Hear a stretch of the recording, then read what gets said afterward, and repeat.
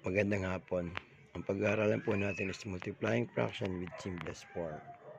Example, 2/4 times 3/4. First, multiply po natin ang 2 times 3 equals 6. Then 4 times 4 equals 16. So, 6 and 16, mayroon pa po siyang simplest form. So, to find the simplest form of 6 and 16, pwede po natin silang hatiin. Anong kalahati ng 6 is 3? Kalahati ng 16 is 8. So, the answer is 3/8. Yun po ang final answer.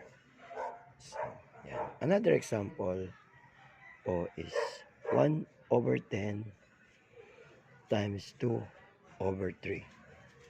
First, multiply natin. 1 times 2 equals 2. 10 times 3 equals 30.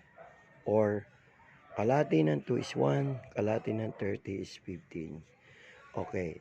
So, if you multiply 1/10 times 2, 30 equals 2/30 or 1/15. Yun lang po, sana naintindihan yung aking paliwanag under multiplying fraction with simplest form. Thank you. Bye-bye.